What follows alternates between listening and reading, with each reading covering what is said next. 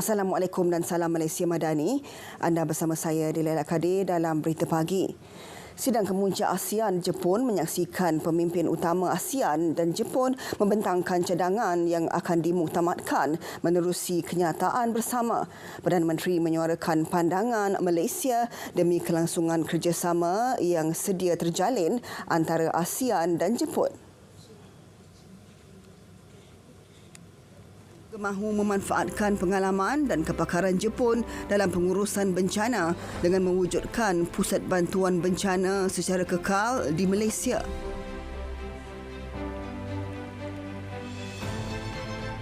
We collaborate beyond conferences and diplomatic encounter.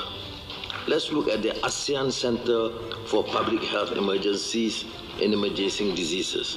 Our proposal is that Japan should allow and invite ASEAN member states to send their researchers to the centre. Sementara itu, Datuk Seri Anwar mahu ekonomi digital terus diperkasa bagi rantau ini selari Pelan Induk Digital ASEAN 2025. Akses internet yang inklusif kepada segenap komuniti mampu menyokong aktiviti perniagaan e-dagang khususnya PMKS. Recognizing Japan's expertise in the digital sphere, I urge for deeper collaboration, particularly benefiting our startups and micro, small and medium enterprises. I also welcome areas' efforts to advance our digital economy agenda, including through the establishment of EDISC, Digital Innovation and Sustainable Economy Centre. Hari ini, Perdana Menteri dijadual menyertai mesyuarat pemimpin komuniti pelepasan SIFA Asia (AZEC) diikuti jamuan makan tengah hari bersama pemimpin perniagaan Jepun. Perdana Menteri juga akan menghadiri majlis minum petang di Istana Maharaja Jepun sebelum kemudiannya menyertai perjumpaan bersama diaspora Malaysia. Perkhidmatan van transit atas permintaan DRT akan dilaksana di Lembah Klang ia sebagai pengangkutan alternatif dalam memperkasa kesaling hubungan pengangkutan awam. Menteri Pengangkutan Anthony Loke berkata sebahagian peruntukan RM50 juta akan digunakan untuk membeli van dan operasi akan diselia prasarana. Perincian mengenai pelaksanaan inisiatif itu akan diumumkan kelak.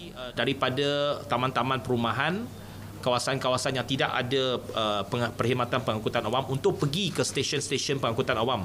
Umpamanya nak pergi ke stesen LRT, stesen monorail dan sebagainya, mereka boleh panggil ataupun demand perkhidmatan van itu. Dia macam e-hailing punya servis, dia akan pick up daripada rumah mereka. Sementara itu, kemudahan laluan khas, bas dan bilangan bas sedia ada akan ditambah.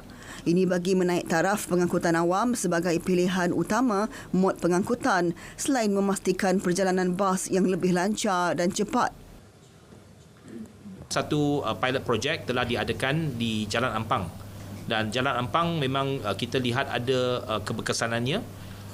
Jumlah ridership telah bertambah untuk laluan tersebut. Dan masa untuk bas memang berkurangan untuk sampai ke pusat bandaraya Kuala Lumpur, khususnya di kawasan KLCC. Pengurangan masa perjalanan dan kemudahan lengkap mampu menarik lebih ramai pengguna sekaligus mengurangkan kesesakan jalan raya di sekitar ibu kota.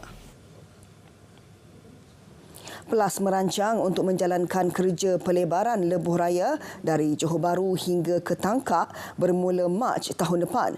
Menteri Besar Johor, Dato' On Hafiz Ghazi berkata kerja pelebaran lebuh raya itu akan dijalankan secara berfasa dan dijangka siap dalam tempoh 3 tahun. Secara berfasa. Dan kita akan mulakan pada bulan Mac tahun depan. InsyaAllah fasa 1 dan kedua akan selesai dalam masa 3 tahun. So, Datuk, insyaAllah lepas ni senang sikit nak balik Segabat.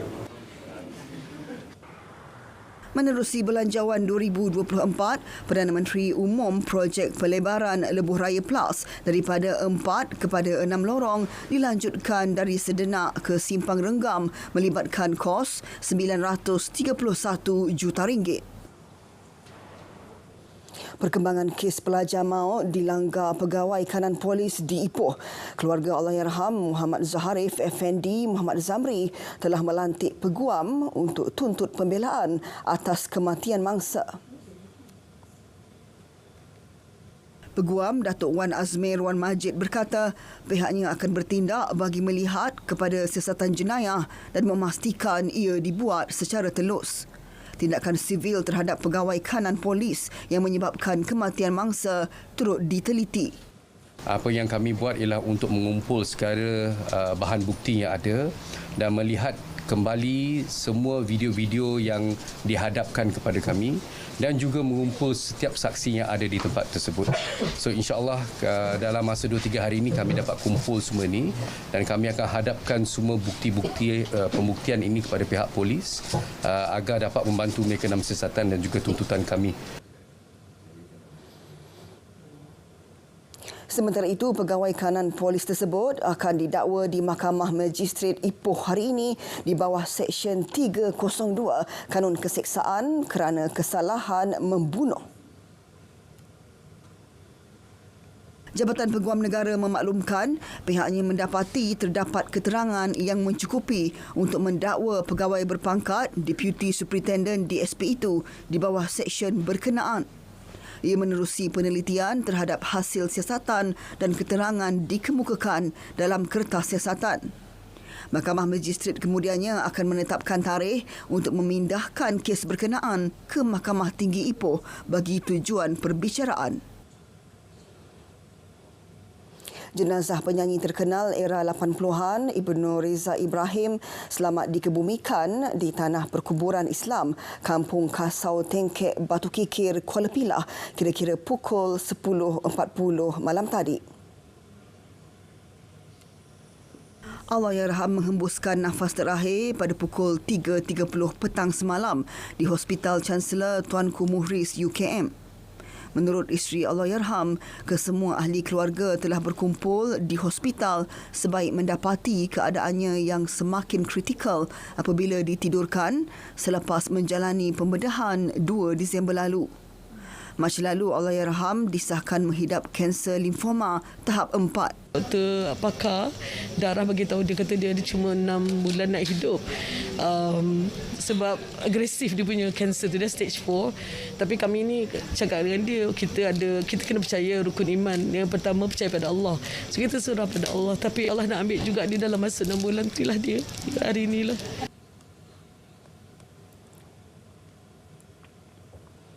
Sementara itu, lebih 200 hadir bagi memberi penghormatan terakhir kepada Allahyarham termasuk keluarga dan rakan artis. Namun begitu, saya rasa ini satu benda yang baik daripada dia menanggung kesakitan yang agak lama. Dan rasanya ini adalah satu anugerah Tuhan. Pergi dengan mudah dan cepat, alhamdulillah. Dan rasanya Ibnu Reza ni tak ada apa-apa masalah, insya-Allah.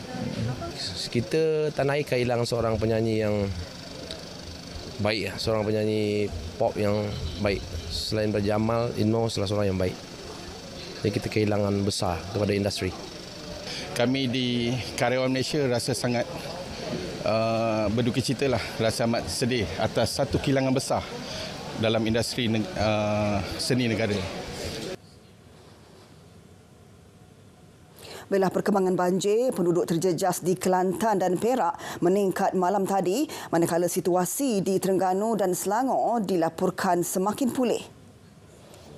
Di Kelantan, jumlah penduduk terjejas meningkat kepada 5,093 orang setakat 11 malam tadi berbanding 4,840 direkodkan pada pukul 8 malam. Kesemua penduduk sedang berlindung di 16 pusat pemindahan sementara PPS di Pasir Mas dan Tanah Merah. Di Terengganu, banjir gelombang kedua semakin pulih dengan menyaksikan jumlah penduduk berlindung di PPS turun mendadak kepada 814. Mereka ditempatkan di 10 PPS. Di Perak, penduduk terjejas meningkat sedikit kepada 89 orang berbanding 80 di sebelah pagi semalam.